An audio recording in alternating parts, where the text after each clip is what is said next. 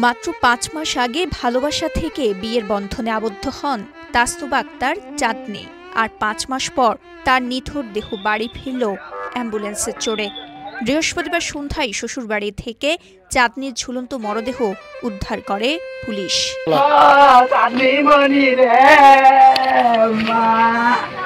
জানা গেছে, স্কুলে আসা যাওয়ার পথে চাঁদনীর সাথে প্রেমের সম্পর্ক গড়ে ওঠে চট্টগ্রাম জেলার ফটিকছড়ি উপজেলার পাইনদং ইউনিয়নের বধূ তালুকদার বাড়ির দফাদার শফিউল আলমের ছেলে শাহাবুদ্দিনের সাথে।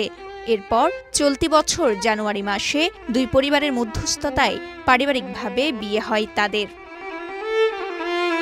চাঁদনীর পরিবার ও প্রতিবেশীদের অভিযোগ, তার স্বামী অন্য এক নারীর সাথে পরকীয়া প্রেমে জড়িয়ে পড়লে এ নিয়ে সংসারে অশান্তি শুরু হয়। স্বামীর অন্যায়ের প্রতিবাদ করলে শ্বশুরবাড়ির লোকজন ও তার স্বামী তাকে মারধর করত। মানসিক যন্ত্রণায় চাঁদনী বেশ কয়েকবার অসুস্থ হয়ে পড়ে।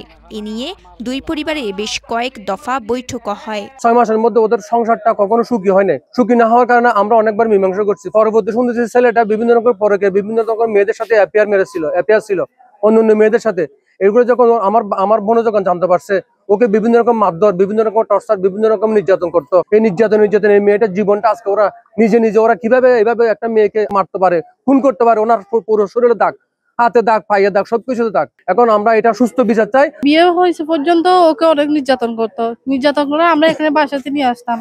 তো বুঝাই বাজাই ফাটাইছিলাম। ওর স্বামীর সাথে নাকি মেয়েটার সাথে সম্পর্ক ছিল। শাশুড়ি বলতে ওকে মারার জন্য, শাশুড়ি গালাগালি করতে ওকে খুব কুরবানের আগে ওকে অনেক মারধর করছিল, হাত কেটে দিছে। ফাঁসিতে ঝুলছিল। ফাঁসির যে কাপড়টা ঝুলছিল সেই কাপড়টা একেবারে নতুন, এটা কোনো কুচকানো ছিল না, একেবারে মলিন অবস্থায় ছিল। তাই মুখে লালা পড়ার কথা, কোনো লালা ছিল, জিহ্বা বের হয়ে যায়, এই ধরনের কিন্তু কোনো নমুনা দেখি নাই। সবার অনুমান বা আমাদের সবার অনুমান এটা একটা পরিকল্পিত একটা মার্ডার হয়তো সাজানোর জন্য এই কাজটা হয়তো করছে। এটার সুষ্ঠু একটা বিচার হোক। টানা ৭ম-বারের মতো বেস্ট টিস্যু পেপার ব্র্যান্ড হিসেবে স্বীকৃতি পেয়েছে বসুন্ধরা টিস্যু। এদিকে গৃহবধূ চাঁদনীর নানা আরিফুর রহমান মিয়া দাবি করেন, এটি স্বাভাবিক মৃত্যু নয়, তার নাতনিকে হত্যা করে ঝুলিয়ে রাখা হয়। চাঁদনীর শরীরে আঘাতের চিহ্ন তিনি দেখতে পান। এছাড়া আরিফুর রহমান তার নাতনি হত্যার ঘটনায় জড়িত খুনিদের ফাঁসি চান। আমি আজকে ১৭ বছর নাতনিকে কিভাবে বুকু ধারণ করছি আমি জানি, আমার খোদা জানে। আমি দূরে কিছু চাই নাই, আমার নাতনিকে চাইছি। আমার মাইয়া যখন মারা গেছে ১ বছর ৩ মাস বয়স, ১ বছর 3 মাসের মধ্যে আমি নাতিকে ভালোছি। ফোনের ১০-১৫ মিনিট হয়েছে, বলতে তোমার নাতি ফাঁস খাইছে। এই কথা বললে সবাই করতে বাড়ি। আমি গেছি, দেখতেছি ফার্মের ট্যাঙ্ক ফার্মের উপর দুটো ট্যাঙ্ক লাগাই নিয়ে আন্ডুরে এরকম করে নিয়ে একটা অন্য দিয়ে ফ্যানের সাথে ঝুলিয়ে রাখছে। সবাই বলতে চাই একে মাইলে ঝুলিয়ে দিচ্ছে। মারে দেখা যাচ্ছে হাতে আছে, গোড়া শরীরে আছে।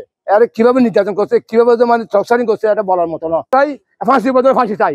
জানা গেছে, নিহত চাঁদনীর বাড়ি চট্টগ্রাম জেলার হাটহাজারী উপজেলার ধলই ইউনিয়নে হলেও তার মায়ের মৃত্যুর পর চাঁদনী নানার বাড়িতেই বড় হন। আর তার স্বামী শাহাবুদ্দিন পেশায় একজন ট্রাক চালক। ঘটনার পর স্বামী ও শ্বশুরবাড়ির লোকজন পলাতক রয়েছে। এদিকে পুলিশ বলছে, ঘটনা তদন্ত করে দেখা হচ্ছে। মরদেহের ময়নাতদন্ত শেষে বিশেষজ্ঞর মতামতের ভিত্তিতে প্রকৃত ঘটনা চিহ্নিত করা যাবে। কিছুটা সন্দেহজনক কথাবার্তা আসছে, এগুলো আমরা যাচাই বাছাই করতেছি। যে অবস্থায় পাওয়া গেছে অবস্থায় আমরা এটা পোস্টমর্টম করে বিশেষজ্ঞের মতামত অনুযায়ী ব্যবস্থা নেব। আর বাহ্যিকভাবে তার শরীরে অন্য কোথাও ওই ধরনের সন্দেহজনক কোনো আঘাতের চিহ্ন নাই। শ্বশুরবাড়ির কয়েকজন নাই। চট্টগ্রামে ফটিকছড়ি থেকে মোহাম্মদ নাসির উদ্দিনের পাঠানো তথ্যচিত্রে সাফা মারওয়া, কালের কণ্ঠ।